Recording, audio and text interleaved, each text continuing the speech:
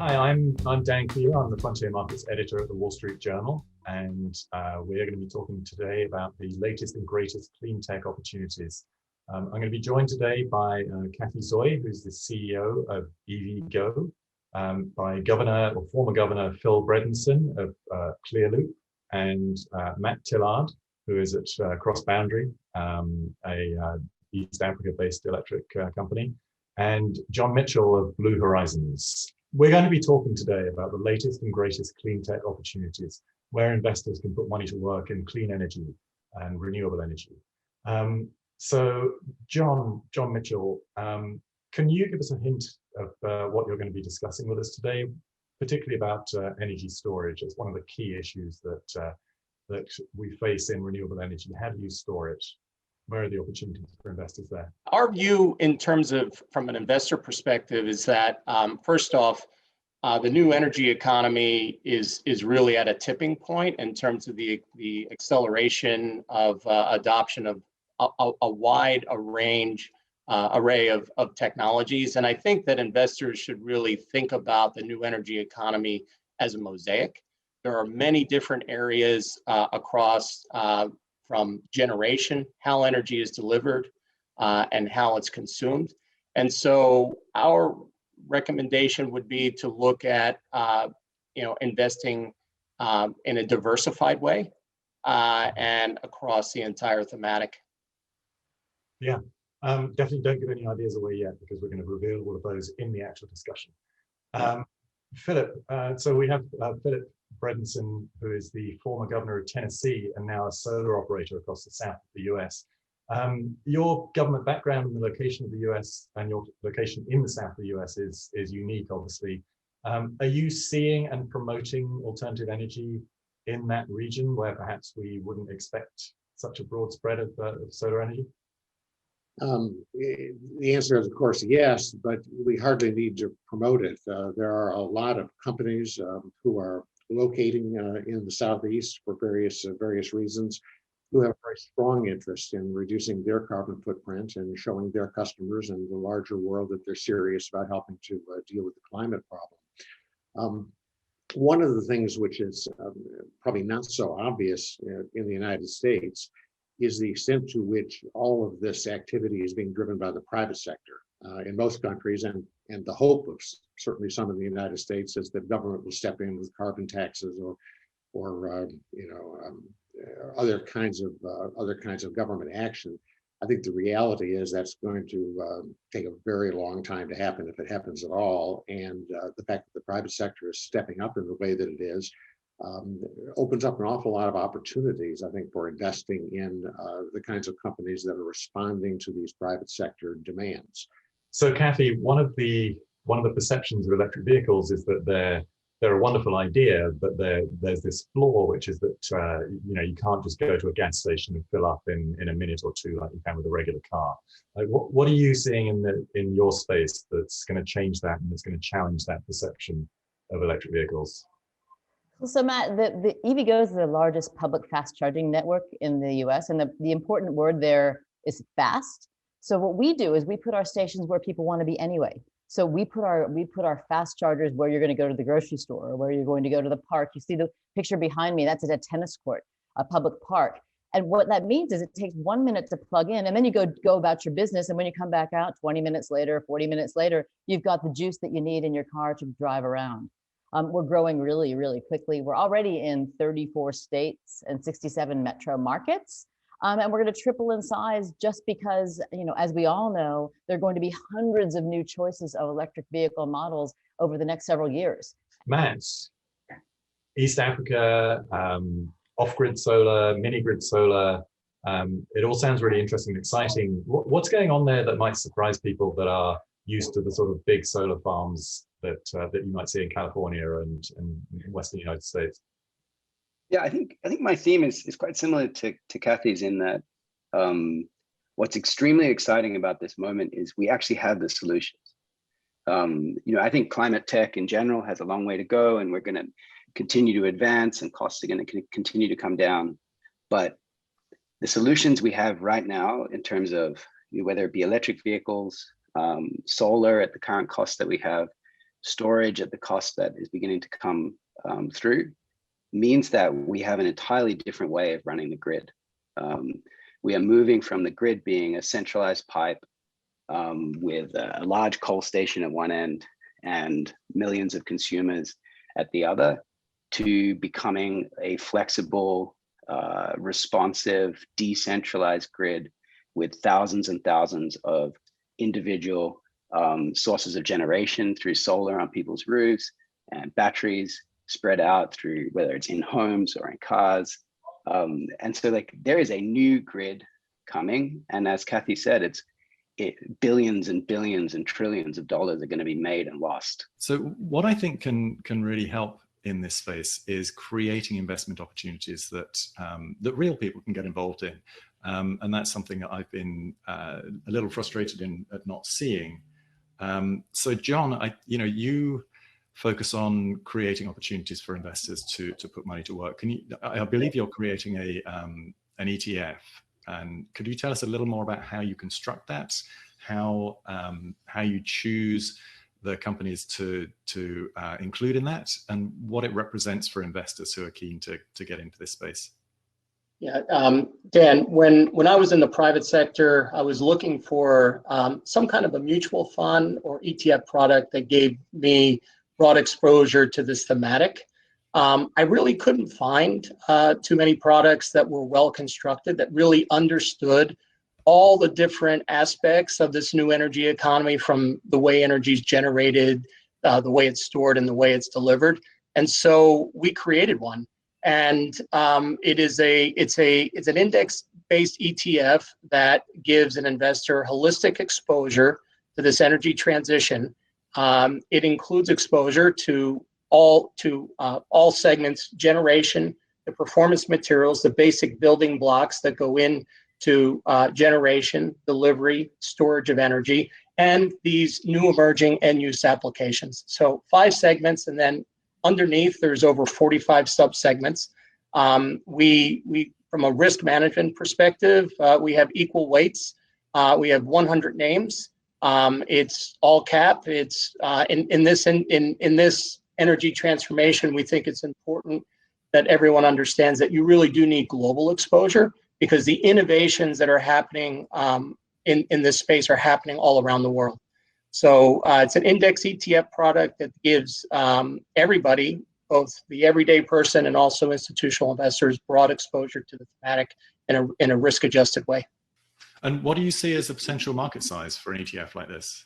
I think it's multi-billion, because when you look at the holistic nature of the energy transition, I mean, you're looking at trillions and trillions of dollars of market cap and trillions of dollars of investment across the entire space. When you consider, again, how energy is generated, how it's stored, how it's delivered, and then all of the end-use applications that are requiring energy in the palm of your hand, high energy density, better performance, et cetera. And again, electric cars and handheld devices and power tools are just some of those.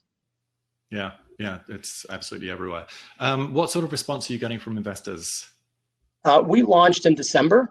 And of course, when you launch a new ETF, it's all about education. So, but the education, in terms of the analysts that we've spoken to, and also the reporters and the outreach to retail investment advisors has all been positive, especially for those that are already predisposed, already are looking at the new energy economy versus an old energy fossil fuel-based economy.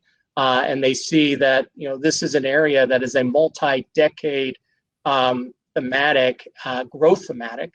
And it's something that, has strong potential to outperform, say, an S&P index, and certainly will outperform any kind of old energy index that's based on fossil fuels. Right. Thank you. Kathy, so you're running a real business focused on actually building real infrastructure and hopefully attracting money from investors to do that. What sort of response are you getting from investors or potential investors?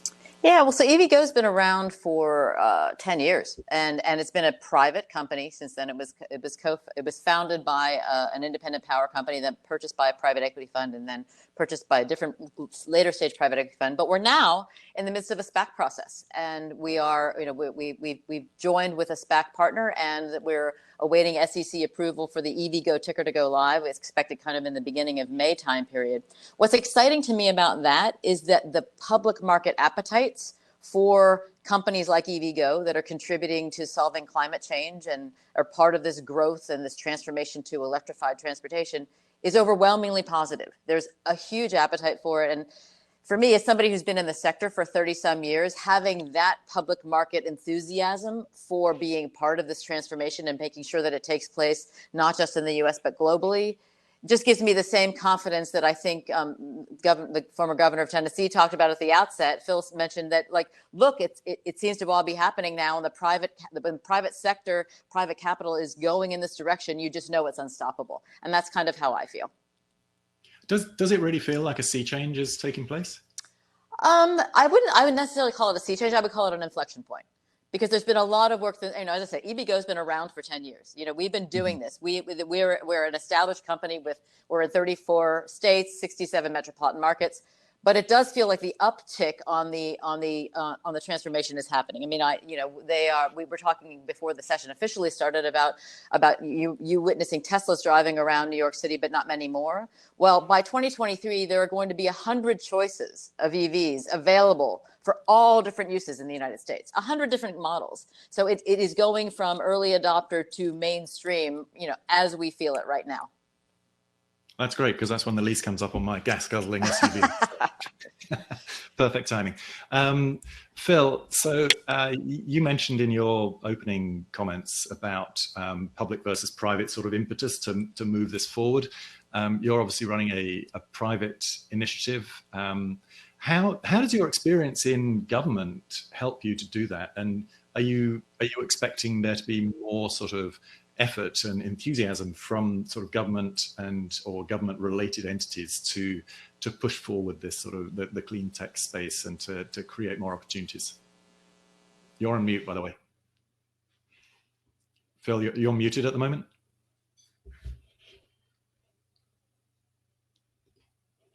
Apologies, I was trying to. There you are. Accidentally interrupt.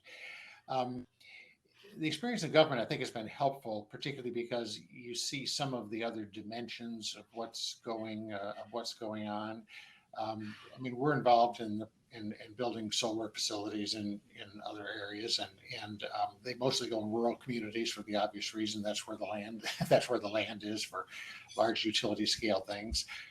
They have enormous social benefits as well, and they become obvious to you when you've been on that side of the ledger, and that they typically become the largest taxpayer in one of these counties immediately. It's all new revenue. They're very low utilizers of services. They provide jobs in the county, and I think focusing on when you talk with companies about their desire to invest in greenhouse gas reduction, the fact that you can bring into the equation also these ancillary benefits, these social benefits, and these help in these, particularly in these rural counties, as opposed to sending money off overseas to some foreign landowner who's got some trees or something, they find that very attractive. I mean, this transformation is being driven by the private sector in the U.S., very unlike a number of other countries, and what we're finding is they're really stepping up. What Clearloop tried to do is to just say, for every company that can do one of these long-term PPAs, for example, 15 years, and has the credit rating to do it and be able to use it,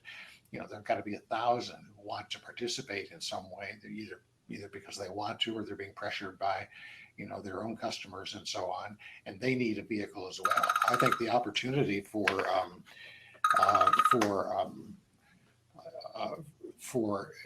finding smart ways and creative ways to bring investment to bear on these things goes beyond just buying stocks in companies that are interesting at the moment, but some creativity in this field, I think, is one of the things that will really help to move things along. Yeah, I mean, that's interesting, your comment there about for every company that's already doing it, there's 1,000 more that would be interested. That's one of the sort of blockages that I sense when I'm looking at this space, is there's the desire, there's the need, but people are a little unclear about how to actually go about it. In your situation with your company, with Clearloop, are you creating opportunities to bring together perhaps smaller companies that maybe don't have the scale to or the resources to fund a full scale electricity generation opportunity? You bringing them together and sort of packaging them in a sort of crowdfunding kind of way, or is there any opportunity for doing that? That's kind of a concept of what it is. Again, as I say, there's an awful lot of companies, large and small, who are not really interested in signing, 15 and 20-year agreements to purchase power. Some of them are, but Bloomberg estimated that there were maybe 100 companies worldwide this in 2019 that actually were signing these kind of PPAs. And what we've done is to try to find a way, sort of financially and technically, to bring together lots of smaller companies who want to do this and give them a vehicle. I mean, if you're a company of, a couple hundred employees or 500 employees, you want to do something, you probably don't have a full-time sustainability officer or something like that. You certainly don't have C-suite people involved in that. And what we're trying to do is to go to those companies and find a way to, and I think we have a way to allow them to participate as well. They have different motivations. I mean, some of them are doing it because they really believe in greenhouse gas reduction. A lot of them are doing it because they're being pressured by their customers. As Walmart tries to fulfill its obligations, for example, that it's undertaken, to do that, it's got to push out to these supplier chains and get them to do their part as well. Yeah, and you get that waterfall effect, which could be so beneficial, hopefully, if it plays out. Matt, I'd like to bring you in on this point. You're obviously involved in a fairly innovative business model out in East Africa and other areas of Africa. Just listening to what Phil was saying about sort of packaging together, bringing together businesses to kind of create green electricity supply opportunities for them. Is that something that is happening in your region as well, or are you doing this specifically for one organization at a time? Yeah, I think fighting climate change is definitely a yes and endeavor. So I don't think I don't think I disagree with anything that Phil is saying. I think what our business is primarily the direct provision of electricity from rooftop or on-site solar. But that is partially because of the regulatory environment we're in. Africa is, America might be 50 states, but Africa is almost 50 countries. And so it's very complex for us to organize wheeling type arrangements. So the low-hanging fruit is to directly supply solar and storage to the customers themselves. And that's just an enormous opportunity. If you go to businesses in Africa and you ask them, why are you not growing? They say two things: access to finance and access to electricity. And we're providing them with a financed asset that gives them access to cheaper and more reliable electricity. So we can have a huge impact on economic growth that way. And then we would love to get into the more complex, synthetic type arrangements as the markets evolve. Definitely what we saw in India, which is probably, 5 years behind the US, but 5 years ahead of Africa, was that when wheeling became a thing, it increased the growth of the C&I solar sector exponentially. So yes, and. Yes, and a further point, just keeping the focus on the sort of investment opportunity and investment returns, I guess. What sort of rate of returns are your investors getting on the money they're putting to work through you? And is it compelling enough that they should be dropping everything else and jumping on the sort of East African clean tech boat? Yeah, well, I think as part of your conversation with Kathy, we need a sea change if we're going to stop the oceans from changing much more, right? And so I think this is the biggest investment opportunity. I think John also said this is the biggest investment opportunity of our lifetime by far. We are going to completely transform the largest, or if not one of the largest industries in the world. We're going to transform the centralized fossil fuel grid and transportation system into a distributed renewable system. So the opportunity to deploy capital is beyond comprehension, really. What are the returns? I think the returns depend on the market that you're taking a risk in. You should expect lower returns from a safe deal in a well-governed jurisdiction. In Africa, we would expect to return 200 to 400 bips higher on an unlevered basis on our projects. Our first fund returned 15% net IRR, which is great, but I don't actually necessarily want to do that again. I think what we proved was that you could make that kind of money. But what we want to do is responsibly invest, but also scale the product. So I think given that we've shown that we can deliver those returns in the first fund, this fund, we'd like to target more like 12%, or that's our current target. And I think eventually what we'll show is that, at scale and substantially de-risked versus when we met in South Sudan, six years ago. So I think that's part of it. Is renewables are still delivering outsized yields versus a lot of asset classes right now. And as the money supply dramatically increases, I think those yields on these 15-year contracts are only going to look better. So I do want to see those yields come down responsibly over time. But I think it is a step change in each level of scale we get, should allow us to take that step forward. Right. And you mentioned regulation and risk, two very related issues in sort of in the energy investing space. Are you experiencing hindrance from regulators, or are regulators keen to kind of open the road for you to do more of these deals? Yeah, so I think that is certainly what makes our job here. And Africa is not one place; it's many different places. But I think you can generalize on some issues, and I would say that it is one thing that makes our life harder. The regulatory regimes are less certain and less fixed. But I think worldwide you're going to have the same issue, which is that, as I said, billions of dollars are going to be made and lost. Trillions of dollars are going to be made and lost. And so what that implies is a complete dismantling of old economic systems, of which large numbers of powerful people have strong interests in. And you see this battle in America, you see it in Europe, and you certainly see it in Africa. I think we need to essentially reshape the grid into a stock exchange that exchanges electrons from distributed renewable sources. And so to make that transformation is going to be hard. So I think you could argue that it's harder in Africa because the regulatory regimes are tougher, but you could say, well, there's actually some tailwinds here too, because so little of the required infrastructure has been built that it may be easier to turn the ocean liner around.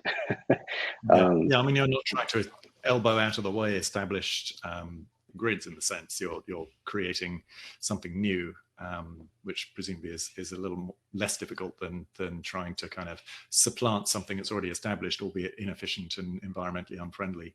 Yeah. So what does Tolstoy say is like every unhappy electricity system is different, just in different ways. So we have our challenges too. But I think like I don't remember Tolstoy saying that, but you should read it more closely. Yeah, I misread his quote, obviously. But so, Kathy, tell me about how regulation is affecting your business. Are you able to just like do one-on-one deals with the owners of tennis courts and say we're going to stick a bunch of EV charging stations here, or do you have to jump through all sorts of regulatory hoops to make that happen? Well, there's some regulatory hoops. I mean, we focus on fast charging, which is actually very, it's expensive and equipment that has a whole bunch of power going through a cable, so it needs to be safe, right? So there are regulatory issues. We connect to utilities, so we have to have permits with utilities. But that's all fine and good. But what's most interesting in terms of our relationship with government entities is that what we need to do is build enough infrastructure so that buyers of EVs feel comfortable that they're going to be able to charge anywhere they want to drive their car. We're investing in a transformation here. So the policy instruments, the policy incentives to have us build, and we like to think of ourselves as Wayne Gretzky, skating just ahead of the puck. What we want to do, if as a private company, if you want us to build ahead of when there are enough EVs on the road to charge on our infrastructure, then there needs to be some sort of partnership model. And so we partner with car companies right now. We have a $90 million partnership with General Motors that is basically for close to 3,000 chargers. They're paying about a third of the cost to get us out into markets ahead of when those cars are available, so that by the time the cars come, drivers will buy them. We are partnering with the state of Virginia to build out a fast charging network because the Commonwealth of Virginia wants to clean up the air and reduce their greenhouse gases. So they want more Virginians to buy EVs. So they're paying 2/3 of the cost of us to build out that charging infrastructure. What you saw yesterday is the Biden administration announced the rough contours of a $3 trillion infrastructure program. Clean energy, both the stuff that I work on in transportation and the stationary source power and efficiency is all part of that, because that not only addresses climate change, but those are going to create jobs. So it's it's an economic stimulus package that rebuilds infrastructure in the new ways that Matt and Phil were talking about. But the government is going to come to the party either with policy instruments or with financial support, so that private companies like mine and Phil's can actually get out there and make investments with our private capital. But it's de-risked by the government saying, we're going to either help pay for it to get you going here more quickly, or we're going to ensure that there's a market for it as things grow. So our just in short, working with government policy leaders on creating a safe haven for capital so that we can do what we do well, which is innovate and move quickly, is an ideal formula. Yeah, and just thinking from a sort of dispassionate investment point of view, if all you're looking at is this space as a potential investment opportunity, you're not concerned about making the world a better place. You just listened to this panel and said, "Wow, that's the greatest investment opportunity ever. I'm going to jump on that." How big of an issue is political will? Are we suddenly seeing since January 20th a much better opportunity because you have somebody in the White House who gets climate change and who believes in supporting clean energy? How much of an impact does that have on portfolios and opportunity for individual investors even? Well, Phil, you want to go? Yeah, Phil, do you want to jump on that? Happy to just say I don't think there's any issue there. You hear about political will at the level of governors who don't believe in greenhouse gas emissions or something like that. The reality is, though, that the companies that are doing this, they're very actively. For example, we're active primarily in the Southeast, and both of the companies I'm involved with, companies are coming here for a variety of reasons. They don't care what the government policies are. They have a national and international audience. They want to do things that way, and a lot of the development of solar is just happening outside of the policy world, in places where companies want to locate. I mean, we at this other company at Silicon Ranch, we do a lot of business with Facebook. They're busy building data centers in the Southeast, particularly around the Georgia area. They want renewable power, and it's got nothing to do with what the local policies or the state policies are about greenhouse gases or climate change. So, John, do you have a perspective on the impact of who's in the White House, but also, not just in the US, but worldwide, like the political dimension of the investment opportunity? Yes, I said I think in the opening comments, what's really exciting is that economics, the innovation in the space and the economics have created a catalyst for acceleration of this transformation into a new energy economy. The political will add tailwinds, and it adds extra acceleration, but it's not what's most exciting to me as an investor in the space. It's really the innovation around it. Certainly public policy, and I think you need to look at this in the context of global policy, not just at the US lens, because again, the level of innovation and the level of public policy are impacting companies, public and private, all over the world. And, some of the things that have happened from a public policy that may have been an added catalyst are like the banning of, setting limits around internal combustion engines a little bit further out. But that's not why the electric car is taking off. The electric cars is fundamentally taking off because it's a better product. It's a higher performance vehicle. It's a better experience. and the cost is coming down to where now it is going to be cheaper to manufacture an electric car, and the consumer is going to get a better consumer experience from a performance and from a cost perspective. That's why all of the major OEMs in the world are now making announcements that they are stopping the R&D on internal combustion engines, and they are going to pivot to 100% electric. So it's the economics and the innovation. And I think Kathy said earlier, like, we've all been working on this for decades. I mean, it's not like the switch has kind of flipped on. The innovation has been happening. And I think two main areas, one around energy generation. The cost of solar is now cheaper than any other energy generation out there in the world. But the cost of renewables and the cost of energy storage are two massive catalysts to enable the entire system, including the innovation and at the end product phase, become a reality. And but I think regulation and policy are tailwinds that I think are going to be sustainable, because the world has woken up and realizes we have some big issues to solve pretty quickly. Yeah. Matt, what are you seeing in East Africa on that front? I haven't been to Kenya for a while, and last time I was there, I don't remember seeing many electric vehicles, but you're in a market where people are going to be buying not because they feel like they want to be, good global citizens necessarily, but a lot of them are going to be very price sensitive. It's focused on, reliability, durability, and economy. What sort of take up are you seeing in terms of EVs?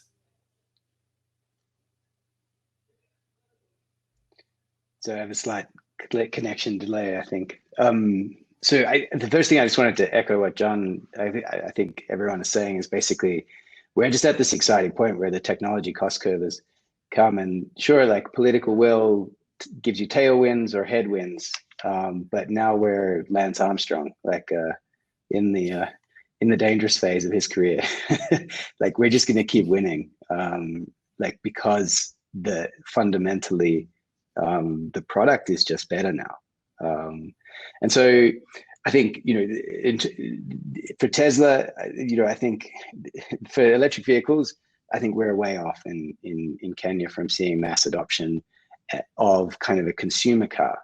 But just like with the kind of electricity system innovation that I was speaking about, I think you have enormous opportunities to do the electricity system different. So you're seeing really cool startups going into what we call the Matatu network here, which is a whole bunch of small minibuses, which actually operate an incredibly efficient but dangerous and dirty like point-to-point transportation system within Nairobi. And you're seeing innovation around turning those electric, which would be a huge benefit for the air quality in the city.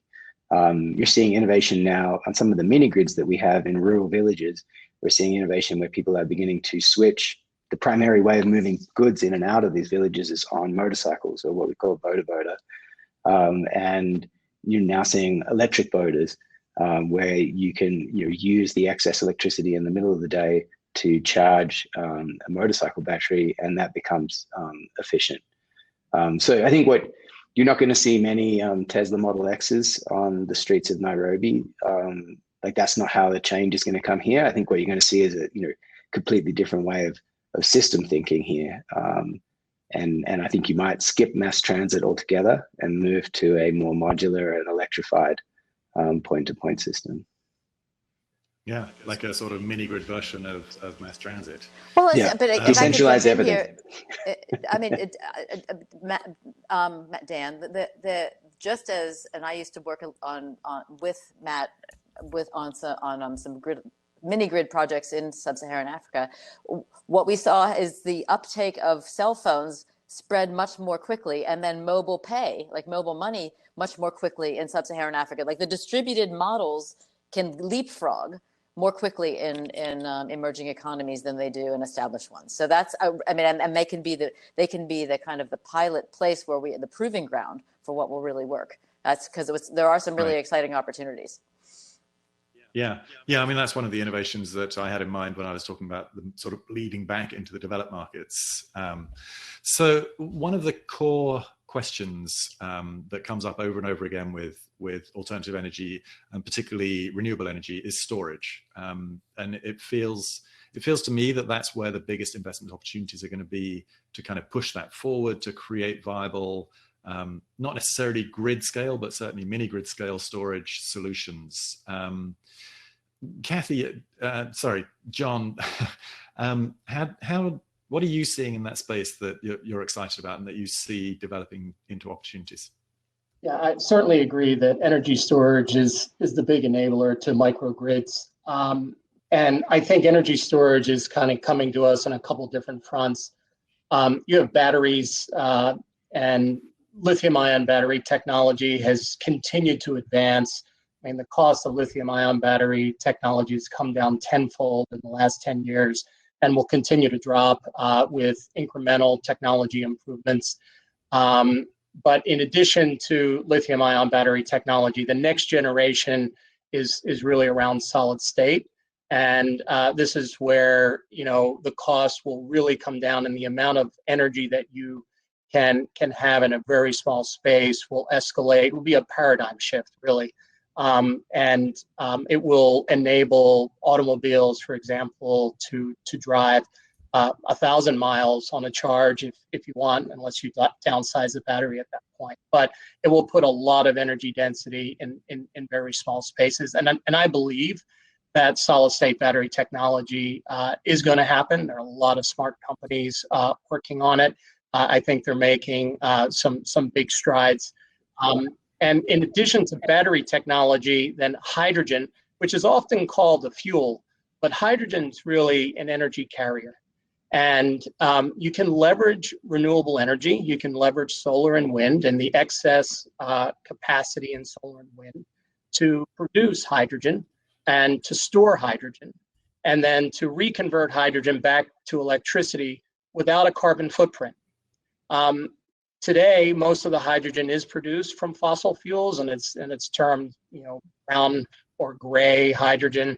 But what we're all working towards is a world where potentially as much as 25% of our energy needs is coming through a combination of renewable energy that then gets converted to hydrogen in storage. And hydrogen is not going to solve all issues, but it'll definitely be part of the equation. I think that it makes sense in some large format vehicles and fleets, and I also think it makes sense in terms of grid stability. And battery technology also has a place there. But I think lithium ion and then solid state coupled with hydrogen are the key areas around energy storage. Yeah, there's some really interesting technology in that space. Philip, are you looking at storage in the installations that you're putting together? I'm sorry, were you asking me? Things are breaking up just a little bit. Yeah, sorry. Are you looking at including storage in any of your installations? The answer is yes. In one of the companies in Silicon Ranch, which is more advanced, they're doing their first large storage project with about 2 hours at 25% of the capacity of the underlying array. But it's a big, well over 100 megawatt array, so it's a lot of storage. What John said, I think, is exactly right. I mean, at the moment, it's the economic alternative. The reasonable economic alternative is lithium-ion batteries. But when something moves to break through from that, that's the big game changer. Then there's no end to the amount of you can have there. The other thing which I find interesting about hydrogen, though, is that there are all sorts of sources of greenhouse gas emissions in the U.S. that are not amenable to these kinds of solutions. You think about it in the industrial sector, we make an awful lot of steel and concrete. It takes process heat, and there's no way around that.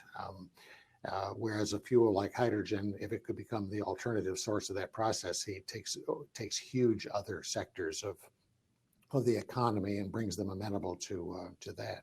If I could make one other point, you know, you've been talking about you have people watching who are potential investors, and there's a lot of interest, obviously, in the sort of technological future and cutting edge technological things and so on. There's also, just because of the scope of the changes going on, the massive size of it, there are huge opportunities in lots of ancillary fields. We have a company here in Tennessee called Shoals, actually just did an IPO. It was an auto parts manufacturer that moved into solar in a very marginal space. I mean, they work with solar arrays, but it's not the racking systems or the inverters or the panels. It's the combiner boxes and clamps and that kind of stuff. They're in Sumner County, which is a suburban county north of Nashville here, suburban county. They're the second largest employer in that county already, behind the Gap. I mean, these things are just, they're just huge, and the scope of what's going on, I think people need to keep in mind. There are going to be a lot of opportunities in things other than the latest, greatest cutting edge technology. Yeah, that's a whole separate panel in itself, and I would love to do that. That's kind of the shovels in the gold rush, right? You're supplying the materials and the expertise that's going to help the energy, clean tech energy growth. So we've hit the buffers on our time slot. So I'm going to have to wrap it up now. But I have to say, it's been fascinating talking to you. I feel like we could talk for a couple more hours if we were allowed to, but we're not. So just remains for me to thank the four of you for joining me and for sharing your thoughts, and to thank our audience for listening in. So appreciate everybody's involvement. Good seeing you. Thank you.